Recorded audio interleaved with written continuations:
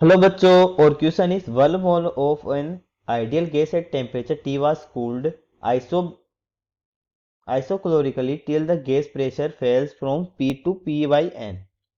Then by an isobaric process the gas was restored to initial temperature. The net amount of heat absorbed by the gas in the process is. तो देखिए question हमारे को बोलता है according to the question.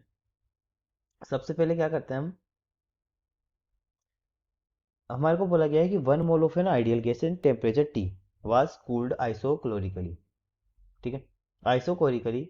और यहाँ पर एक चीज और है, यहाँ पर देखिए जो gas was restore to the initial temperature, यानी कि जो टेम्परेचर है उसमें कोई चेंज नहीं हुआ है। तो जो टेम्परेचर है वो हमारा क्या रहेगा, अनचेंज्ड रहेगा। अगर टेम्परेचर में, और हम जानते हैं टेम्परेचर जो है वो हमारा रिलेशन होता है किसके थ्रू, हमारी इनिशियल एनर्जी।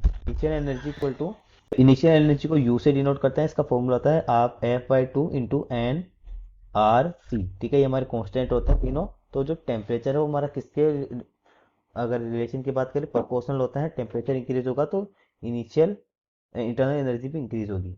तो यहाँ से टेम्परेचर अगर हमारा क्या है, रिमेन अनचेंज्ड है, तो इनिशियल एनर्जी भी हमारी क्या रहेगी, इंटरनल एनर्जी भी अनचेंज रहेगी। यानी कि U initial equal to, initial के अंदर internal energy equal to final के अंदर इंटरनल एनर्जी हमारी सेम रहेगी। ठीक है, और हम ये भी जानते हैं चेंज इन हीट। ठीक है, वो क्या होता है हमारा, इसका इक्वल टू होता है del W, change in work done plus internal energy में चेंज। ठीक है, अगर हमारी इंटरनल एनर्जी दोनों तरफ सेम है इनिशियल वेव फाइनल में, तो ये वैल्यू जीरो हो जाएगी।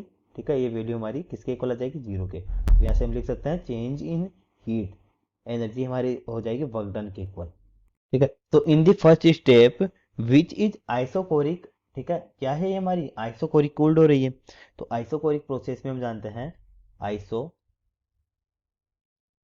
आइसोकोरिक प्रोसेस में क्या होता है, जो हमारे पास जो डेल डब्ल्यू होता है, चेंज इन वर्क डन, वो जीरो के इक्वल होता है।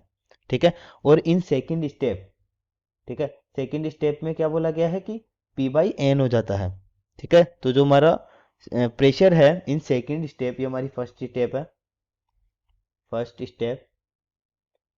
ठीक है, और सेकंड स्टेप में क्या होगा, सेकंड स्टेप में जो प्रेशर है हमारा वो चेंज हो जाता है। कितना हो जाता है, जो हमारा प्रेशर है, ठीक है, वो हमारा पी बाई एन हो जाता है। ठीक है, अगर हमारा प्रेशर अगर हमारा पी बाई एन हो जाता है, तो वॉल्यूम क्या हो जाएगा, देखिए प्रेशर हमारा पी से पी एन हो गया, तो volume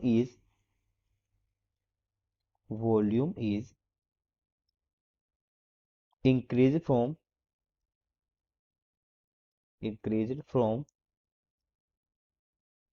we to V N. ठीक है, तो वी एन से ही हमारा इंक्रीज हो जाएगा। तो ऐसे हम वर्क डन को क्या लिख सकते हैं, work done equal to P by N. ठीक है, वर्क डन इक्वल टू हो जाएगा P by N into N V. ठीक है, जो चेंज इन, हमारे पास देखिए जो वॉल्यूम में चेंज है वो कितना हो जाता है, वी एन हो जाता है। एन वी इसको लिख सकते हैं माइनस इनिशियल में वॉल्यूम वी था। ठीक है, तो यहाँ से हमें क्या हो जाएगा, इसका फॉर्मूला, ये हमारा वर्क डन आ जाएगा यहाँ से पी वी, वी यहाँ से कॉमन ले लेंगे तो पी वी।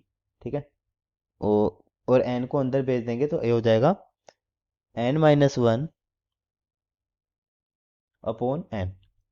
ठीक है, तो ये हमारे यहाँ से वर्क डन निकल जाएगा। ठीक है, तो यहाँ पे जो इसने बोला है कि हीट एब्जॉर्ब्ड, तो हमने जाना कि जो वर्क डन होता है हमारा, ठीक है, change in work done, del W भी बोल सकते हैं इसको। तो ये हमारा किसके इक्वल होगा, चेंज इन हीट के। ठीक है, हीट जो एब्जॉर्ब होगी, तो ये हमारा इसके इक्वल हो जाएगा। ये इसका आंसर है।